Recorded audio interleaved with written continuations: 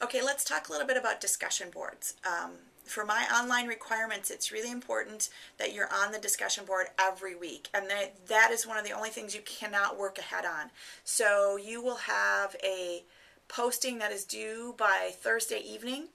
And what I need you to do for that is I need you to look at the content from the class for that week. So everything on D2L and everything, if we have a text for the class from the text for the reading for that week, you need to do before Thursday. And by Thursday at midnight, ideally, you will have posted a question about something from the material. And when you post, in order to receive full credit, you need to say, like on page 32 of the green text, or in the handout on D2L on understanding children, and tell us where you're looking and what's causing your question, and then pose it to the group so that they can help you decipher and find resources to help you better understand that. So you will get a grade for your initial posting. That's what I call that, an initial posting. That's your question related to that week's material. You then have until that Sunday at midnight to respond to at least 3 other people in your group and help them answer their question.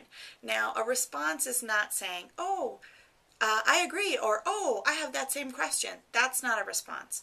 The only way you'll get points for your responses is if you actually help answer, or at least put people in the right direction for their resources that may help them answer. So if I had a question about page 32 in the green text, and all of a sudden you say, oh, but did you see in the handout on D2L, this might, called,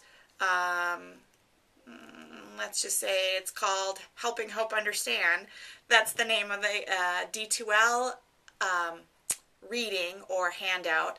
That handout on D2L on Helping to Understand will answer your question, and it answers your question this way. So within your response, you either need to refer to a D2L material, a page, or the content from a text.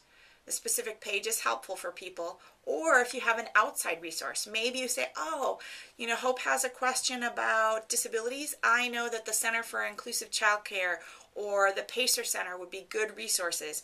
And just don't throw a resource at me. Tell me where specifically. Give me a specific link, or say, on the Center for Inclusive Childcare, this link will take you to a page that does this, and help explain it. Think about the value of your response. If you had a question, how would you want people to respond to you? You want them to give you specific information so that you can follow up with it. If you do not have a resource, you will not get credit for your posting. And I need at least 3 responses from you. Ideally, if people have already responded to someone and answered their question, try to target people who don't have an answer. Now, there might be more than one answer or more than one resource. So if everybody's questions have already been answered by at least one person, yes, you can go back and also add your comments, but try to make them a little different. Make sure that you're not repeating the same information that was already put out there by somebody else. I hope that makes sense.